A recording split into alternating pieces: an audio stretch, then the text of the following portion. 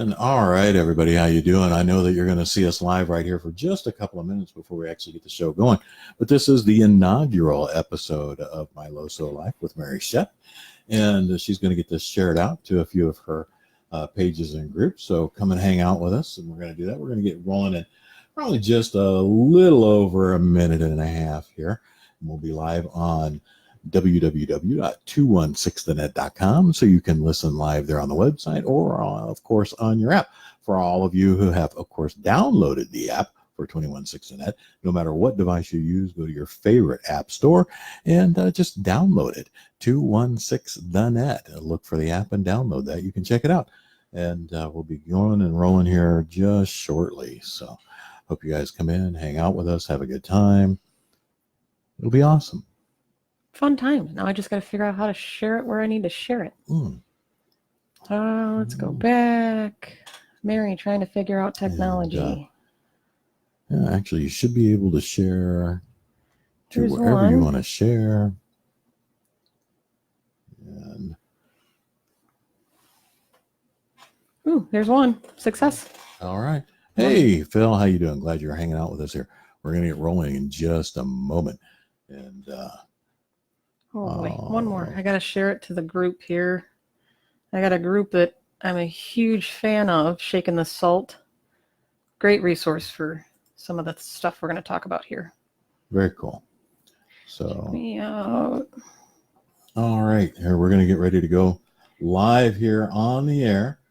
So we'll be quiet and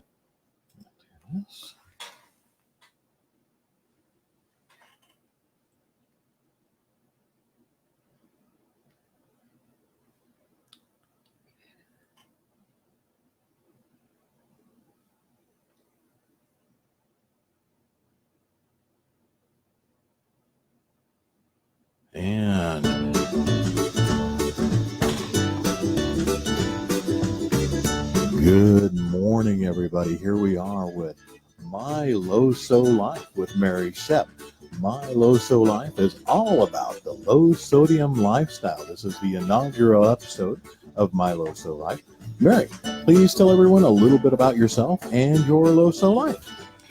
So, let's talk about salt for an hour, see if you enjoy something like that. Sounds like the craziest idea anybody's ever had, but I've learned a lot in the last few years living a low sodium lifestyle, and it's literally the most popular diet on the planet that nobody ever talks about. Anybody with a heart disease, blood pressure, liver disease, kidney disease, thyroid issues, cancer issues, doctors will prescribe you a low sodium diet.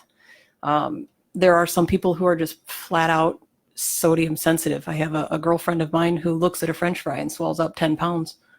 So tell her to quit looking at the fries. I know. It's pretty comical because you always think, oh well, I can splurge and I can have something, and the next thing you know, you have fries with your burger, and literally you can't get your wedding rings off. Your shoes are stuck on your feet. It's a pretty fun life. Oh man. Okay. Well, sounds so fun, and because it sounds so fun, okay, then why? Maybe even for you or anybody, but why a LoSo lifestyle? Why would you go other than getting your wedding rings off? Which maybe, I don't think my wife would appreciate that if I was trying to get them off. But keeps you from losing them. Keeps you from losing them, right? Yeah. For me specifically, I had back in 2015, I got extremely ill and ended up having liver failure. So, a week in the hospital and a million tests later discovered that I had advanced cirrhosis of the liver. So, it's kind of a hard hit when you're not even 40 years old and someone tells you that you're an organ failure, and we got to figure out which organ's failing. Oy. So it was one of those things where I didn't really have much of a choice. So yeah, quit smoking, quit drinking, don't eat salt, go home and take 15 medications. That was pretty much my instructions. Did they tell you in which order to take those meds?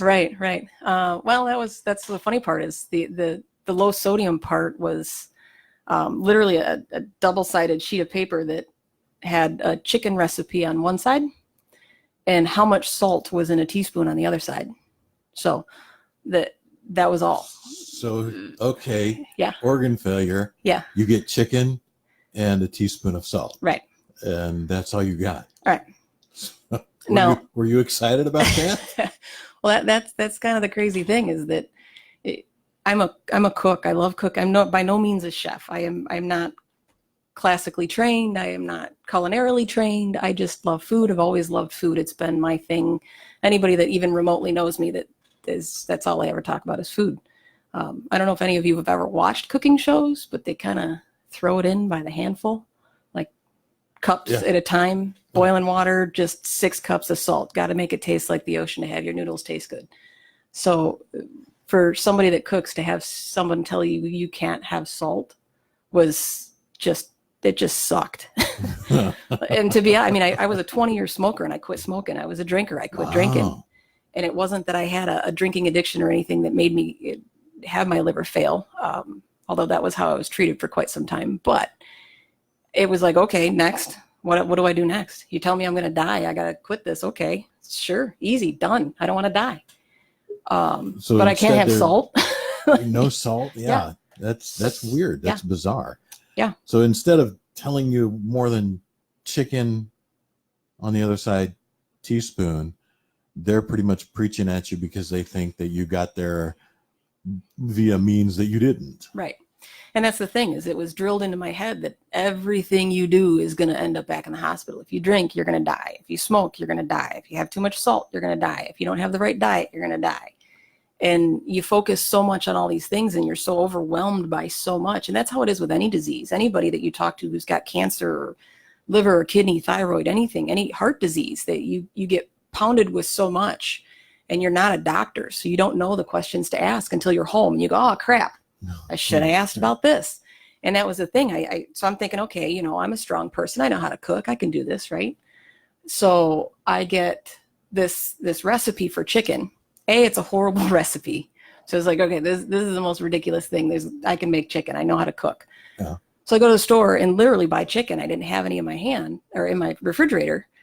And the first thing I happen to notice is, chicken's brined. For those of you that don't cook, almost all chicken is brined unless you pay attention. And it's getting better these days that a lot isn't.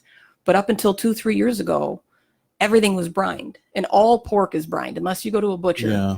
All pork is brined. And brining is soaking it in a salt and flavor solution to create an osmosis that softens the meat so you don't overcook your chicken, overcook your pork, overcook whatever. So I go to the grocery store and all the chicken's brined, which means all of it is already too much that I can't eat. So now I got to leave the grocery store and go to the butcher to get chicken. Have your piece of chicken, but don't. Right, exactly. So they didn't tell me that bit.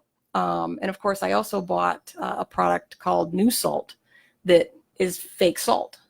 Well, we'll touch on that here in a few minutes, where it's also something you have to be mindful of if you have it. So every instruction that I had, so I lived on grilled, plain, unsalted, unseasoned, other than pepper, grilled chicken and mashed potatoes for about 5 months. That was 5 months of the same thing over and over and over.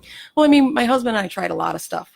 As a cook, I tried a lot of different recipes, but everything you find is just more and more salt on top of salt on top of salt. And as you start doing research, as I did, you know, garlic cloves have salt in them. Parsley has salt in it. And parsley? Everything on the planet pretty much has, and even if it's trace amounts of salt, we have salt. Yeah, everything has salt in it. Yeah. It's a mineral that's in the earth. Sodium is naturally derived. It's there. Yeah. So you can't avoid it. So when people tell you to avoid it, it's once you start looking, and everything you look at the grocery store is like, this is where I'm going to find no salt. Oh man, I noticed that we're actually getting a handful of folks here. Phil, hello, good morning. Gail, good morning. Alex says, holy macaroni, the one and only Mary. So yeah, you betcha, buddy. There. Thanks, Alex. And Pamela, cool. And Jeremiah, we see you out there. So thanks for everybody hanging in here. Please share this out. Share it with everybody. This is the very first ever episode of my LoSo Life with Mary Shep here. To kind of keep moving on here, what you touched on this just a second ago, but what, I mean, this may sound like a goofy question, but what is salt? So salt is it's a compound of two different things. It's sodium and chloride, or a sodium and a chlorine molecule, I believe. But it's not the same as dietary salt. See, now I'm losing my words. So no, you're fine. But I know that you and I talked about this a little bit before, but you have a difference between sodium and chlorine and the ionic compounds and Right. the formulas that go with that. And I'm like, who thinks of this stuff? No one. And that's the thing is sodium is necessary for life. But as salt, as sodium chloride being these two compounds that create an electrolyte that you need. So it is something that you need to live on. And it's something that's added to food. Sodium is a completely different element. Same as anything else. It's I believe a metallic element, but it's a very bad thing.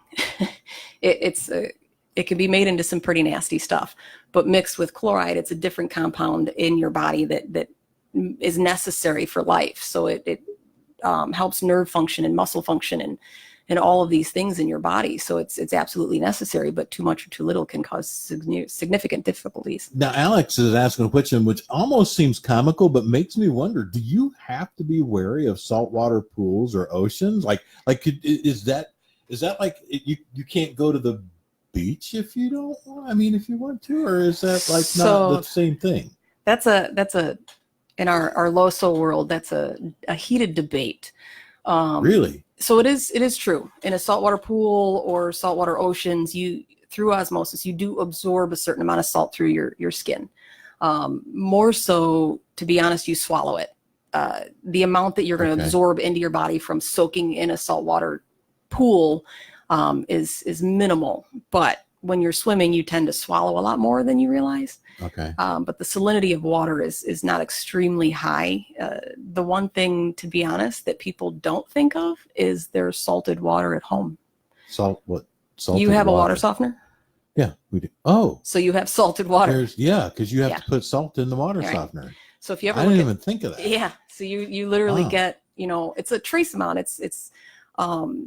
I forget, we had a discussion about this in our group, about how much salt is actually in a glass of water. But for people who are severely restricted, they do have to watch that. And even bottled water, if you look at a bottle of water, a lot of them say minerals added for flavor. That mineral is salt. Wow. So you're going to get, 10, 20, 30 milligrams out of a bottle of water, which doesn't seem like a lot, but if you're really restricted, that's a lot for some people. Yeah, I guess it would be, because I wouldn't even think about that. Mineral water, okay, there's probably some, iron or whatever, something that you wouldn't think about. Salt. Who salts water? That wouldn't even. Alex is also asking, do you have to get Culligan or special water? That's a good question. So it's all going to be salted. Culligan water, Hinkley Spring, all of the waters, all of them, they're all, flavored. They're all waters of the earth. They're all spring water. So they're going to have sodium in them. It's just a matter of how much. So the big thing is awareness and where everything is and where the salt is, and that it's literally in everything. Wow, this is the most salty conversation I've had in a long time. The most boring salty conversation I've had in a long time. But see, these are things I use salt like crazy. Mm-hmm. I do I like low carb, no carb kind of things, but I salt constantly. But so what's the difference then? Because you touched on this a little earlier and said, well, we'll talk about it later. But salt versus dietary sodium. Because salt is salt, right? You're going to shake it on your food. What's the difference between that? What? So salt versus dietary sodium, and it's almost impossible. If you do a search for sodium, you're going to get salt. What is sodium? You're going to get salt. What is sodium? Is actually on the molecular table, Na, which is the part of salt, which is NaCl. Yeah. And obviously the Ci is the chlorides or chlorine side of it. But the dietary sodium, or what I call dietary sodium, and again, I'm no scientist, I just play one on Facebook, is that's naturally in fruit, vegetables, meat. It's in everything on the planet. So the same as anything else, fiber, sugars. If you are watching your sugars and you juice fruit, you now have made it unbalanced. You've taken the fiber, you've taken all of these things out of the fruit that make it perfectly balanced over time to be really good for you. But even still, fruit is a balanced fructose, glucose, sugar versus man-made sugar, which is added. And it's the same with salt. When it's naturally in a product, it's perfectly balanced with the sugars and the proteins and the fibers that are in it to be absorbed into your body in a natural way. So I can go really high on my sodium when it's all natural. So if I eat things that are high in sodium, but it's a naturally high product, like beets are not high in sodium. But if I don't, it's not added, it just grew that way. It's just naturally in it. Okay. Same with meats and proteins and stuff like that. So when you eat something that way, I can go higher on the scale than I should go. But because it's naturally occurring in the product, it doesn't affect me the same way at all.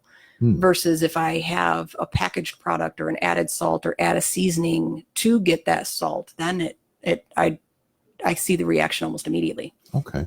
Now, Phil actually just asked a question. Do they have salt or do they have test strips for salt? I would never even have thought is that a thing? It's heavily requested. Like diabetics, they can just poke their finger and boom, they know exactly how high or low they are in sugar.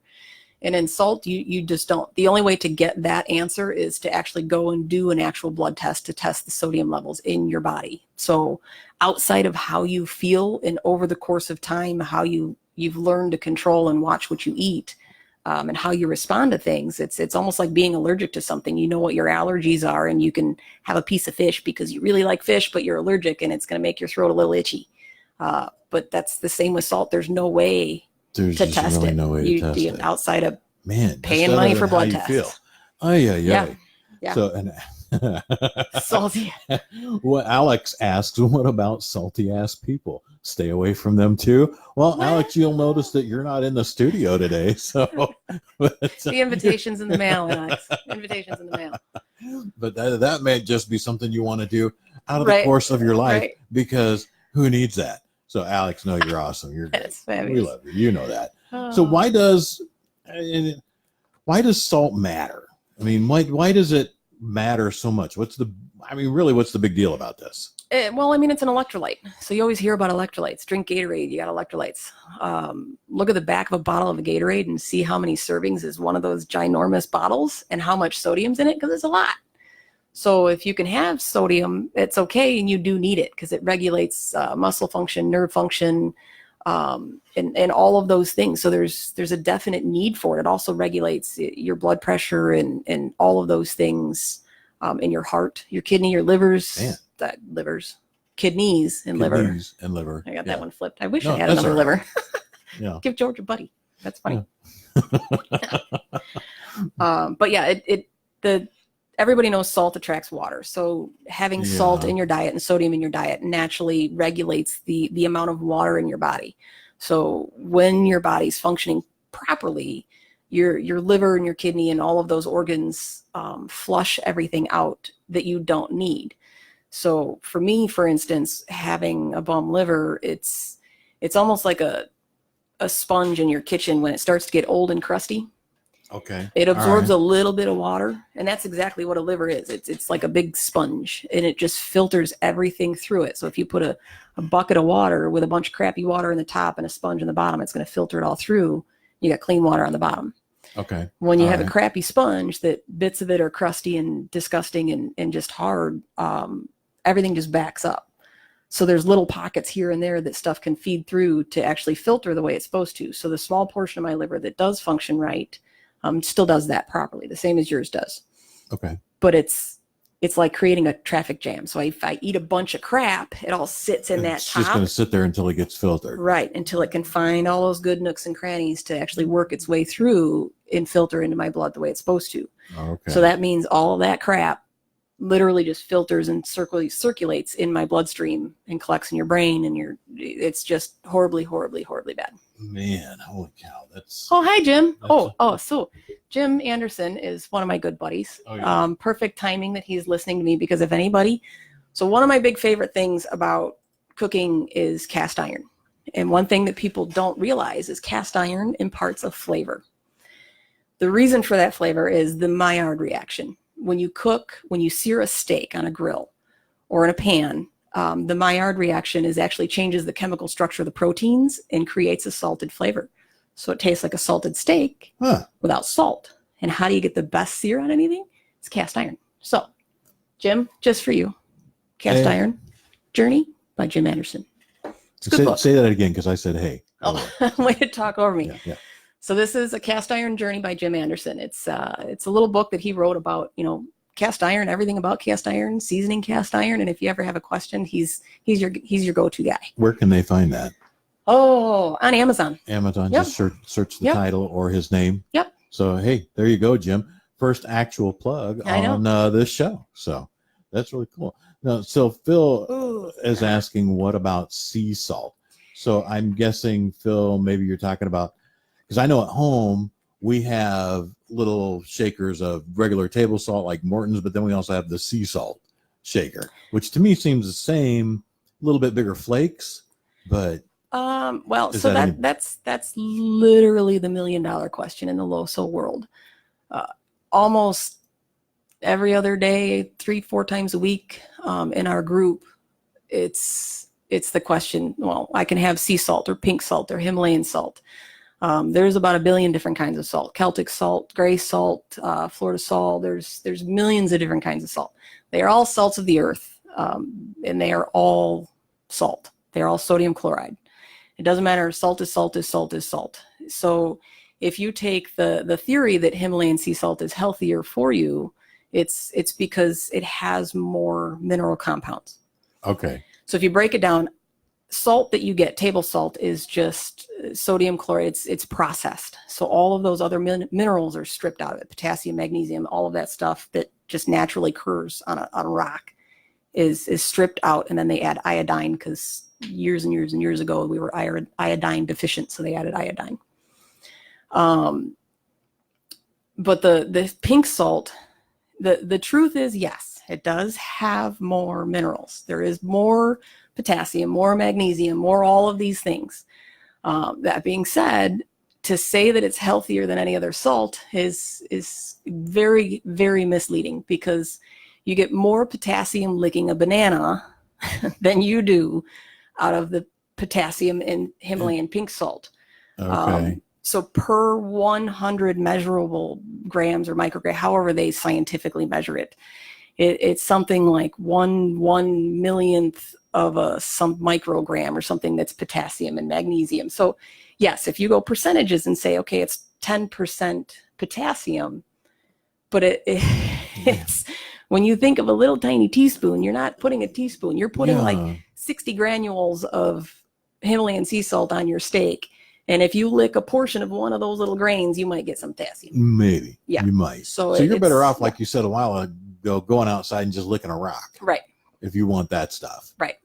And if you are going to use salt, so for those that want to cut salt and not eliminate salt, it's the sea salts and the Celtic salts. They're larger granules. They're usually in a grinder, and you tend to use them a lot more sparingly than you do table salt. So in that rationale, you end up getting a little bit less, so it's a little bit better. And the flavors are different. So I do like cooking with those salts if I'm going to use a salt, just because the flavor component is different because of those minerals. So even though they're trace, it's kind of like licking a penny. Okay. You're not really getting anything, but the components are so strong that it gives you that metallic compound, which is usually the potassium. Okay. All right. Got it. So then between all these different things, well, Alex actually just asked a question here again. How often do people have scares? I guess Daily. Every Every day. Wow. Anytime someone has, and there's so many different conditions, and there's so many different varying levels of what people need to be concerned about, that it's a constant daily, I have to pay attention, because so many times when, if you said, let's go to lunch, how do I do that? How do I go to lunch? Name one place on the face of the planet that's going to have a low sodium selection. And even if they say, oh, we got grilled chicken, I bet you it's brined. Why is it brined? Because any cook in that kitchen's not going to screw it up if it's soaked in salt to make it taste good and not overcook. Yeah. So it's a daily kind of, you got to watch everything. You got to watch if you eat at home constantly. and that's all you do, then yeah, you can watch it a lot easier than you can if you go out, or if you go out to dinner or go out to lunch, or what if you work and you got to bring stuff to work? Yeah. Anybody offers you a piece of food, it's going to have salt on it. Oh, yeah. So, and then Alex says, what do you do if you have one? Like if you have a scare, what do you do if you all of a sudden, oh no, I got a hold of something with salt in it that I should not have had? What do you do? You wait it out. I mean, there's different theories. Some people say drink water and flush it out of your body. Well, somebody like me who has a liver issue, if I drink too much water and I retain too much and then it just filters more and blah, blah, blah, you can cause problems. So usually your best bet is to talk to your specialist and say, okay, depending on what condition is my heart condition, liver condition, whatever it is, whatever reason you are. If you're just a sodium sensitive person, then yes, you can up your water intake and it will eventually flush through all your organs and you just pee it out. But it does take time. You can take medications for that. I prefer not to because I react horribly, horribly bad with all of them, which most people do. They just suffer and say, I'd rather eat crap and take medication. But those pose a whole other problem because most of them are what's called potassium sparing, meaning when you take a diuretic to get rid of your water, to get rid of all of that salt, that's what your goal is. But the problem is it also gets rid of everything else. So it just flushes it all. So you lose your sodium, your potassium, your magnesium. It flushes everything out of your body. So if you're doing too much of the diuretics and lose too much crap, you got to replenish it. You kind of cease to be if you don't. Right. You can't not have those things in your body. One of those key things that you can't have is potassium. And so a lot of those diuretics are what's called potassium sparing. So it flushes everything but the potassium, which is what you need to live, but then it builds the potassium up in your blood. So now if you eat too many bananas or take too many potassium-rich foods, you have a whole other host of problems.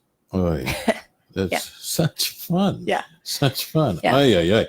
Well, okay, so since we were talking about the different salts and everything we just went through there, what about fake salt? Like, when you get like the stuff that says, okay, here, put this, I can't remember the name of the stuff, but you shake this because it's going to taste like salt, but it's not going to be salt. Right. What about that stuff? So that is exactly that, potassium chloride. So salt is sodium chloride. Fake salt is potassium chloride. There's a lot of different companies that make it. I tried it. I personally didn't like it, mostly because it tasted like licking a penny. Because very much like sodium, potassium is another mineral compound that is metallic in nature. And excuse me. So from birth, we're all conditioned to like salt. So that's an easy one. But when you switch it just a little bit, it does. Potassium taste, it leaves that copper penny taste in the back of your mouth and it's gross. But it's also potassium. So it's another component that is necessary for life. It regulates a bunch of things in your body. It is also necessary for your heart, but it also interacts with just about every medication on the face of the planet, which is also another thing that the doctors didn't tell me anything about. Oy. So when I went home and said, I can take this new salt stuff, and it made me feel like crap, and it was gross, and it tasted disgusting. So thankfully I didn't like it, but it also interacted with just about every medication I was on. Because I was on those potassium-sparing diuretics. Oh, man. Yeah. All right. Now, so then the fake salt isn't exactly entirely safe for... Right. I mean, it's not necessarily... The same with salt. None of these things are necessarily dangerous. But potassium chloride, you might have heard of before and wonder why you've heard of it before, because you can build bombs out of it. You can make some pretty nasty stuff out of potassium. You can break some pretty nasty stuff out of magnesium, pretty nasty stuff out of sodium. And the other thing that potassium chloride is, it's the final compound that they use in execution. It's the thing that stops your heart. Really? Mm-hmm. Well, good to know. So yeah. So that's where they send you home and they say, okay, this is what you can do and what you can't do. And they give you a little sheet of paper. And they said, come back and see me in, 6 weeks. So you go home and you find out, well, everything's got sodium in it. So now what can I have? I can have fake salt. Well, that's potassium. Everything's got potassium in it. Oh So my now I gosh. got to watch that. And then you find out you actually read I mean, it wasn't until I felt like crap that I read all of the 16 pages of novel that came with my prescriptions. Oh And all of man. them said, watch your potassium, watch your potassium. Well, you know what? Maybe I should have read. Who reads those? You're supposed to. You're supposed to get a prescription. You're supposed to listen to your pharmacist. You're supposed to read the stupid, bloody 9 pages of. Who wants to read all the side effects you're gonna have? You're gonna die. You're gonna have anal leakage. Your skin's gonna swell up and fall off. Like, really, this is the why am I taking this again? Like, what? Oh my gosh, Yeah. man. Well, right now we're going to take just a little bit of a break to talk about some of the sponsors of 216 The Net here so we can, of course, pay the bills, they keep the lights on, and everybody listening to all our stuff here. When we come back, we're going to ask and talk about how much is too much, and also hypernatremia, because that was a brand new thing for me that you had mentioned. Mm-hmm. So we want kind of want to talk about that, and then if we have a little time left, I actually you brought some food in today for Deke and I to kind of share, but I kind of wanted you to tell everybody about that because it looks kind of good, and maybe that's something that they could cook up themselves. Sure. So real quick, we're just gonna take a little bit of a break here, and everybody. 216 The Net, 216thenet.com is actually a really, really cool internet radio station. It's where you're going to find your daily dose of encouragement here on 216 The Net with all kinds of different shows. My LoSo Life now being one of them. We're looking at Thursdays at 11 a.m. here with Mary Shep on that. And of course, 216 The Net streams live high atop the William Tunyon Building, Tunyon and Sons. You can go to www.wmtunyonandsons.com, learn all about them. Of course, you can see right up here on our wall, if you're watching on the Facebook live stream, Natural Therapy Wellness Center, www.mchenrymassage.com, 815-385-8190. And you can check them out for massage therapy, reflexology, acupuncture, and Thai yoga massage. Not sure exactly what that is, but if you call them, they'll be able to tell you, or go check out their website. Of course, Prime Media, right up behind us here. PrimeMediaConsulting.com, 847-752-0018 for web design, SEO, Google advertising, and social media marketing. Give them a call. Check them out online, PrimeMediaConsulting.com. And of course, mobile tax. We've moved the studio around a little bit. So if you're watching on the Facebook stream here on 216 The Net page, you won't see mobile tax up just yet. We'll get you there, Eric. No worries. Go to www.mobile.tax. You can learn all about Eric Mason, an amazing CPA who helps all the people here throughout McHenry County, Lake County areas with their bookkeeping and taxes. Really, really great person to get to know. So, and actually, what we're going to do now is actually run over. We'll just go ahead and let a little bit of another tune play here. And we'll actually go grab her dish and be back with you in just a moment.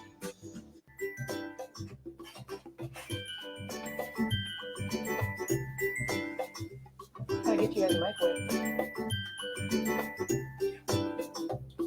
Oh my God.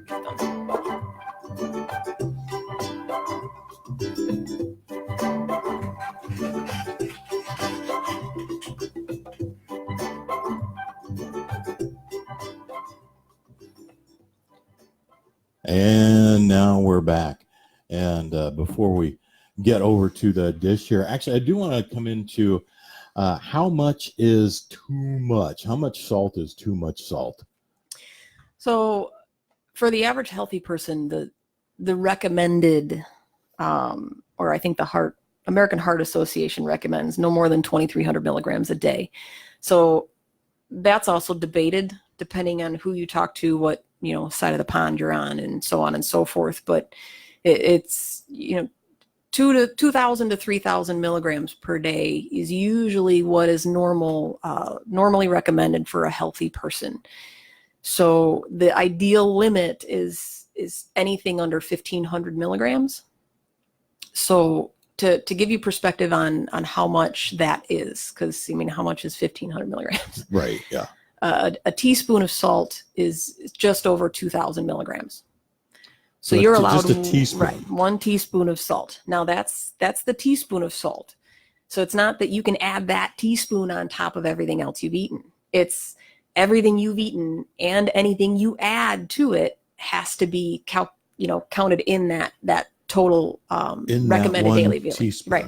So if you have a steak that's 100 milligrams, that comes out of your 2,000 a day, or 1,500 to be, Wow. if you were perfectly, watch it. Usually the only people who stay around 1,500 milligrams a day are people like me who have to watch their sodium.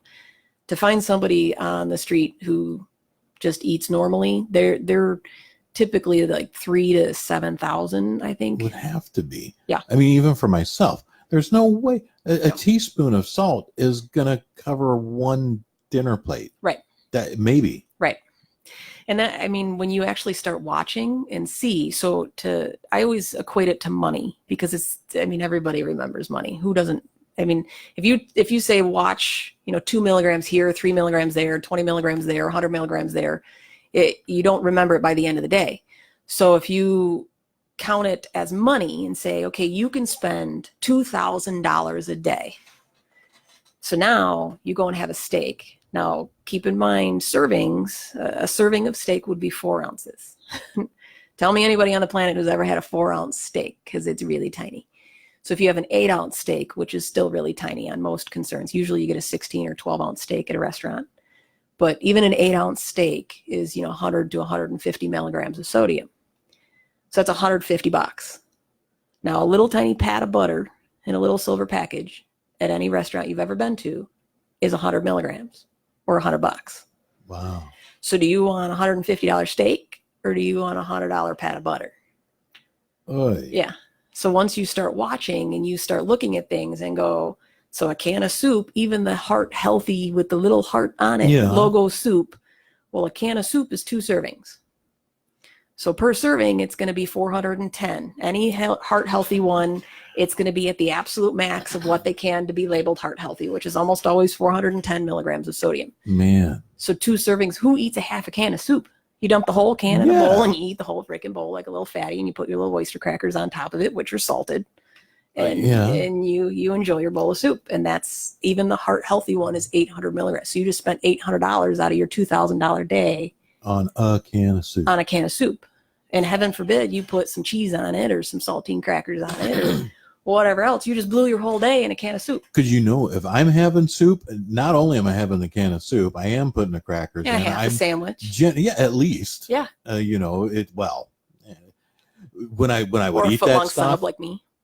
But like doing the no carb thing, soup has a ton of carbs in it. It does. It has a load of carbs because they put flour in soup. I don't know why they put flour in soup. Thickening. Okay, now I know why they put sunflower in soup. But and because I'm not eating something, right. But when I would, I'm having a whole sandwich. I'm having soup, and I'm putting the crackers in, and I'm probably, depending on what kind it is, I am putting cheese in there. Mm-hmm. So what about cheese and dairy? So it's funny because a lot of people say that I don't need to make my food as low sodium as I do. The reason why I do is because I'm a firm believer that in any diet, you need to set yourself up to not fail. My failure is cheese. I love cheese. I love everything about cheese. And you're not going to take cheese away from me. And so if I make a dish so unbelievably low in salt that I can put a half a pound of cheese on it, I'm going to do it. So cheese is naturally high. So any shredded cheddar cheese, mozzarella cheese, on average, it's like 110 to 150 milligrams per serving. So a serving is about what you can fit in the cup of your hand. It's a very small amount. Wow. Yeah. Or it's like a 1-inch cube. So if you take that's not even enough for a cracker. So you know how you have the little brick of cheese? Yeah. And you cut a slice, you cut it in slices, little 1/4-inch slices, and put them on a cheese cracker plate for your friends. Yeah. One of those slices is a serving. That's it. Yeah. I'll eat a half a brick and cheese if you let me. Yeah. But, yeah. Oh man, because I sprinkle cheese, because cheese is actually really low in carbs. Mm-hmm. You can actually get a nice high in protein, low in carbs. 1-2 grams on like the sliced singles, or if you get the shredded stuff, right. Very low in carb. You can enjoy a lot of cheese. You can throw cheese on salad or whatever. You can eat some green stuff on low carbs. I don't like green stuff. It doesn't matter. But that just what about now? What about like like milk? Mhm. Like because that milk is actually Same. high in carbs. 120 milligrams, and that's why cheese is high. Well, cheese is high for two reasons: because it's usually made from dairy. Yeah. So when you get goat cheeses, things like that, they're a little bit lower, just because the goat milk is lower, and they use less salt to process it. But they use a salt, rennet and stuff to process cheese is how you get cheese. But dairy in it of itself, a cup of milk is about 120 milligrams or $120. Okay. So, and again, most people drink a glass of milk, which a cup is about that much. Yeah. But the the sodium is in the milk already. So what about like what about like eggs though? Because I'll eat like a ton of eggs. 70 milligrams per egg. And Really? There's more in. But like, they don't taste salt. I salt eggs like crazy. So here's what's funny is when you get rid of salt in your diet, everything tastes salty to you. Everything you can taste the salt in a soda pop. Really. Yeah. Soda tastes salty. It's also high in salt. Huh. A can of soda, yeah. See that hey, Kristen. Hello. How you doing? Oh, and hi. there's Bill Murphy. Marlon. Hey, Marlon. How you doing? Sherry Ann. My 5-year-old daughter is on 1,500 milligrams LoSo diet. It's rough. It is rough with kids. I don't personally have kids. I have cats. I'm a crazy cat lady. But it's when you go out, and that's the thing with kids. Every restaurant, every chicken nugget, they're just loaded with salt. So it's extremely difficult, and that comes up a lot in conversations about how do you feed your kids when you can't give them soup, you can't give them SpaghettiOs, you can't give them chicken nuggets, and like French fries. That's another one. So you can make a French fry, you cut a potato, fry it up, but that's a huge pain in the butt. Nobody does it, and fryers are extremely messy and will light your kitchen on fire.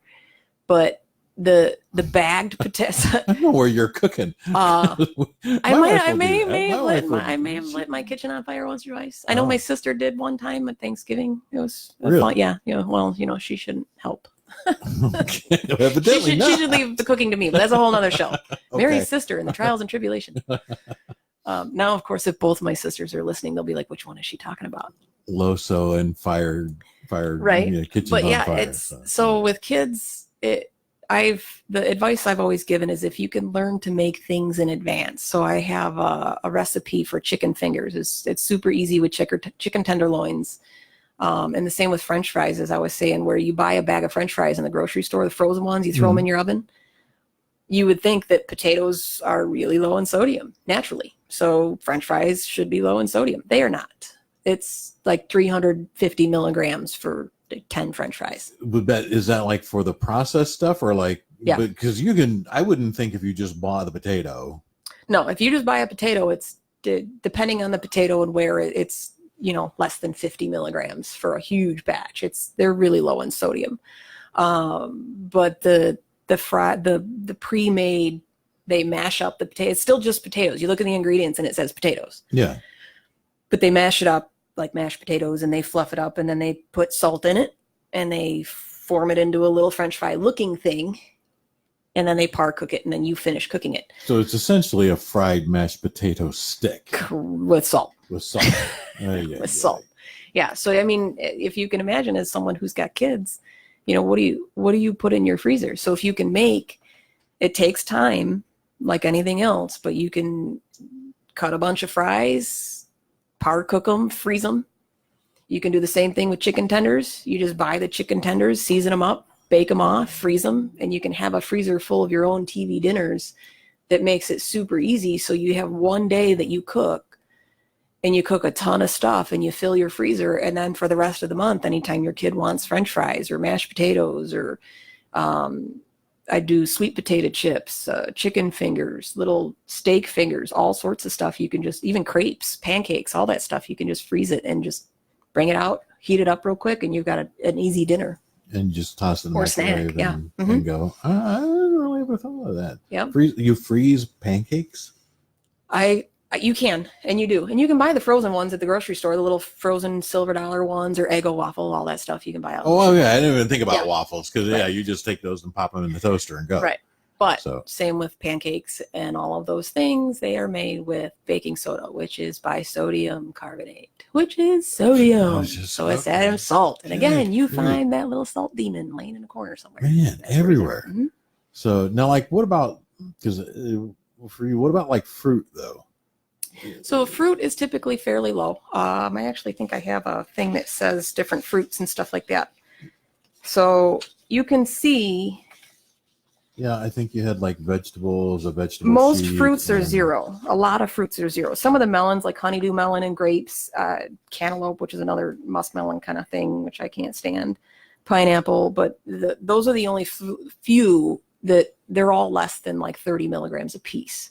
The rest is usually 0 sodium, or it's negligible at best. So anything under a certain milligram per serving, I think it's anything under 5 milligrams per serving, is considered no salt. It's considered no salt. Okay. It's negligible. Now, where you get into the tricky part is if you're like me, I like black coffee. I love black coffee, but I also like creamer. So I will have both. I will enjoy a very good black coffee or espresso, but I will also dump 16 pounds of creamer into my coffee. So if you've ever noticed that when you're at a restaurant, they give you this itty bitty tiny creamer and you put 6 of them in your coffee. Yeah. That little itty bitty tiny creamer is 1 serving. Oh, yeah. So if in it of itself is only 5 milligrams or less, and they mark it as no salt, or even the creamer bottle will say, 5 milligrams or no sodium per serving. What happens if you use 13 servings because you put a 1/4 cup of creamer in your coffee? Oh, yeah. Now you suddenly have sodium. So you do have to pay attention that if you're using more than what a serving size is, you could inadvertently, it's like the spray cans of butter. Okay. Yeah. If it's got real butter in it and it's got real dairy in it, it's gonna have salt. Aye. See, like, I always buy a cheap. This is like the cheapest cup of coffee I can tolerate, and it's not terrible. And because hey, I'm loving it, but they don't sponsor the station, so I try to keep it hid a little bit here, back behind the stuff on camera and such. We won't say it, but when I order this, I always ask for a large coffee, 5 cream, and that's 5 servings of cream. Yeah, so actually, they have a pump, so you're actually getting more than that. Well, it's the reason I order 5 cream is because someone that I know used to work there, and they have this little thing that says 1. I think it says 1, 2, and 3. So when you order it and someone says, I want 3 cream soda, they push the button. Gotcha. So when I order this, they push 3 and then they push 2 and then they pour the coffee in. So that's why I say 5 cream, so they know how many times or which buttons to push. That's funny. So so you get your dispenser thing. But coffee ordering is actually let's get into hypernatremia. I did not even know this was a thing that existed. So hypernatremia is when you have too much salt.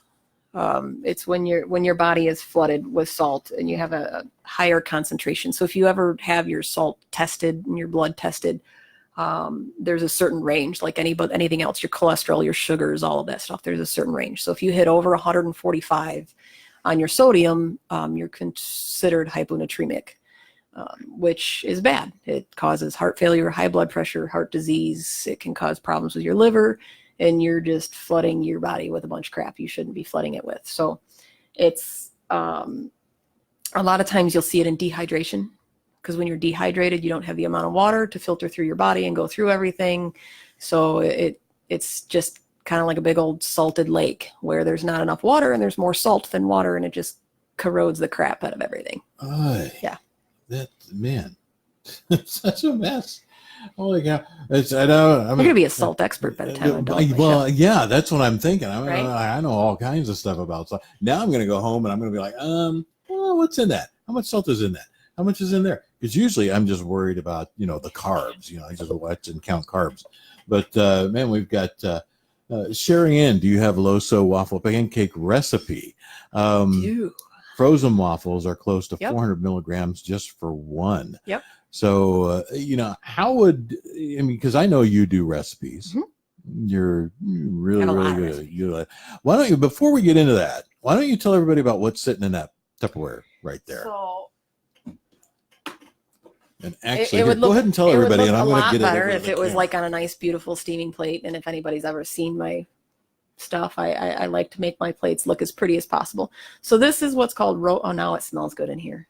See, you need a microwave. This is you're torturous human beings to not have a cooking device in my presence. Oh, this does smell good. This does smell good. Really good. So it's called ropa vieja, which is essentially translates to torn clothes or old clothes. It's a Cuban dish that you cook the crap out of the meat. It's usually beef or pork, and you cook it. I think I cooked it for 4 hours yesterday. 4 hours? Mm-hmm. What do you? Is that like crock pot or? I used to use a lot of the crock pot. All my life. I love my crock pots, and I still have a purpose for it. Like if I was going to bring you guys a bunch of food, I'd bring my crock pot. I wouldn't cook it in the crock pot. I would cook it the way I cook it and then put it in the crock pot so it stays warm for you guys. So it's more of a serving vessel for me. The reason for that, Jim, you'll probably love this one, is for cast iron. Another shameless plug for cast iron.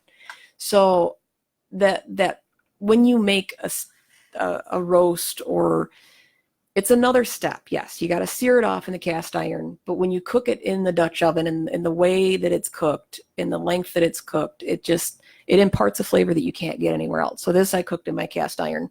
And that's the other thing. People, how do you find time? I have a job. I have this. I have my cooking. I have everything else. And somehow I managed to cook a 4-hour dish last night.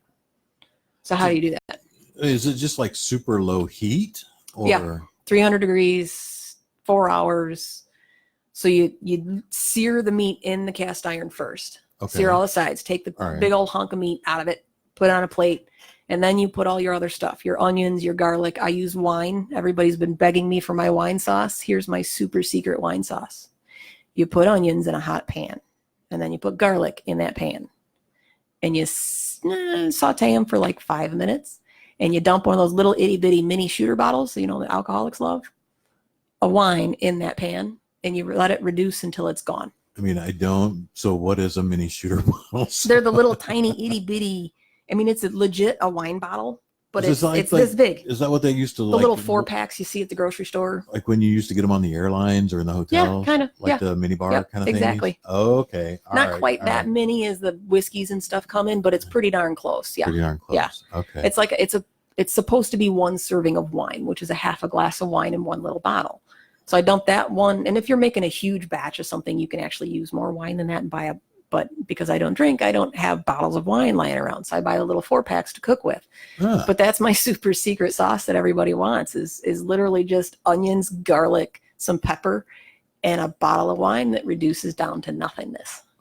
And that's it. And that's exactly what the peppers and onions are that are on top of So on the very first episode of my LoSo Life, you just got a secret recipe for yourself. Secret recipe. So how about that? Yeah. So, my sister's been asking me for that one for a while now, and I just haven't had time to write it down. I just, I don't write down. But that's where you save time, and it's.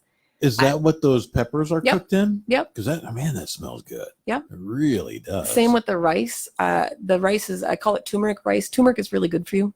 So it's just, What is turmeric? It's just a spice. Okay. I believe it's an Indian spice. But either way, it's a very orange spice. Don't spill it on your countertops because you will have orange counters. The irony is it whitens your teeth. It will stain anything that it comes in contact with. But your pots, pans, spoons, countertop, your clothes, your skin. It will stain everything that it even remotely touches. It's bright orange. But it will whiten your teeth. I don't know why. I don't know the chemical science behind that one, but that's so now you can go and you can actually take your toothbrush, dip it in turmeric, brush your teeth, and you're good to go. You don't have to go get any other teeth whitening. Right. See, you're getting all kinds of tips. This is the very first episode. You're getting all kinds of tips here on my LoSo Life. But so okay, all right. So let's go back to waffles and pancakes. Speaking of recipes, the trouble with waffles and pancakes, and the reason why, and Sherry asked this, and frozen waffles is close to 400 milligrams for one. This is very true. The reason behind that is, again, the baking soda, bisodium carbonate. It's what makes them so light and fluffy.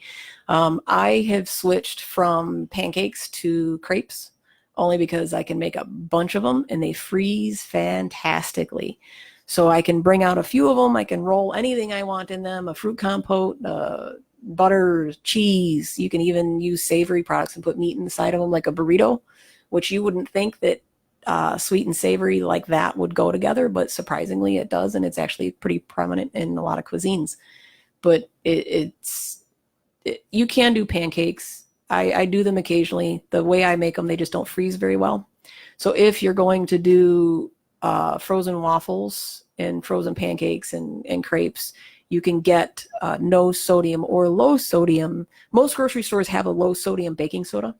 It's about half the baking soda of normal baking soda, so it's significantly reduced, which helps. But it's for those that are really limited, it's not enough. But you can order, and I'm not going to be able to remember the name of it at the moment. I have it in my cupboard. But you can order no salt baking soda, where it's a completely different chemical compound, but it gives you the same effect that baking soda does. Okay, so basically the same thing, just right.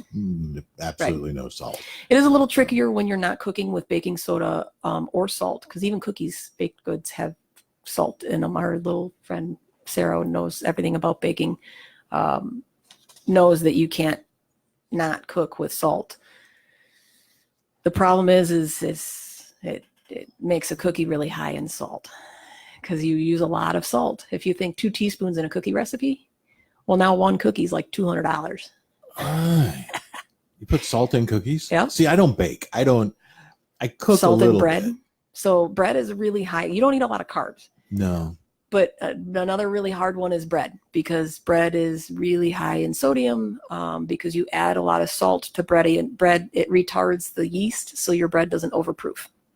Okay. So if you don't cook with salt, you have to learn a whole new baking process to watch your bread more carefully, so it doesn't overproof and deflate and turn into a big giant ball of crap. Wow. Yeah. The trials and tribulations of baking.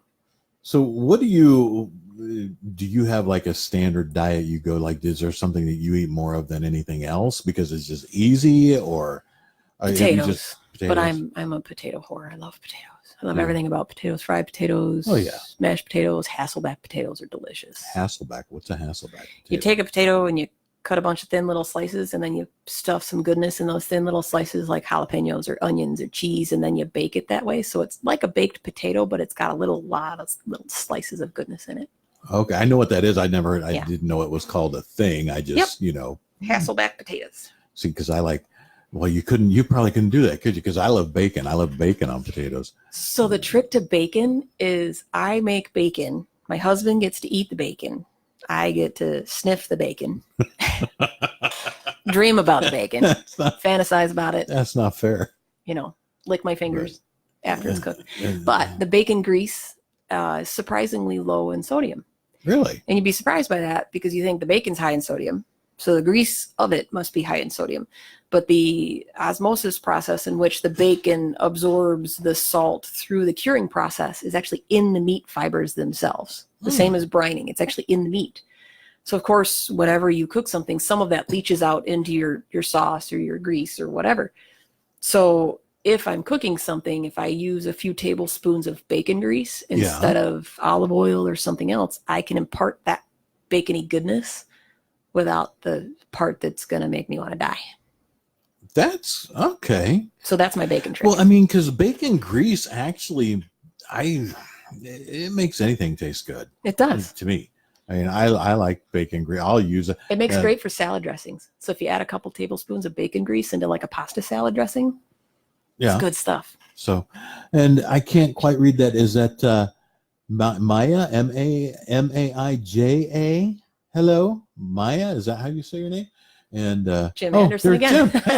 he's gonna be my stalker. And yes, you gotta have waffles. Yeah, gotta have your waffles. One of these days, maybe Jim will send me that fancy cast iron waffle skillet thing. I've been wanting one of those for a long time. Oh yeah. It's a learning curve to learn how to use them, because I mean you're gonna burn your waffle real easy, but we have, my wife makes those every great once in a while. We have all that, but I don't, because I've never even opened it and actually had it stay together. She does. It's great. It works every time she uses it. But I open that thing and there's a waffle up here. There's a waffle down here. It's a mess. And so I don't even try. I don't even do that. So now I can do pancakes all right. Yeah. But But again, So here's a funny short little story. Up until recently, I can cook a lot of things. I have a chicken and spinach stuffed manicotti that's absolutely fabulous. But literally up until about the last 6 months, I could never make a grilled cheese sandwich. really, It always turned out to be this flattened, squishy, grease-laden, disgusting, not like the perfectly crisp, golden brown thing you get at a restaurant. I can cook so many different things, and I couldn't cook a grilled cheese sandwich. I finally taught myself lately, but yeah. okay. Well, then what's going to have to happen next time? Because we're actually already coming up on less than 2 minutes here. Oh, no. Yeah, it goes that fast. So, first episode ever of My LoSo Life. Now, actually, My LoSo Life, you can actually find it on Facebook, facebook.com/My LoSo Lifestyle / that's the page. Go like it, check it out. And then you can also find Mary and My LoSo Lifestyle on Instagram at KITCH0008. Kitch008. So until next week, Thursday, when we are back again, this has been Mary Shep with My LoSo Lifestyle. And so, Mary, what do you think about your first episode? I think it's fun. Yeah. I can talk about salt all day long. All day long. The unsalted lady talking about salt. Unsalted lady talking about salt. Next time I'll have to tell you how you're a salty. I'm an unsalted, you're a salty. Yeah, I'm okay. Well, that and Alex, he asked about staying away from salty people. Right. So, I guess I'm a salty and you're unsalted. So, all right, everybody, we will actually catch you next week. Again, 11 a.m. on Thursdays, My LoSo Lifestyle with Mary Shep. Stay tuned in, come back, listen again, and also check out everything else that's on 216thenet.com, www.216thenet.com. We'll see y'all next time. Take care. Have fun.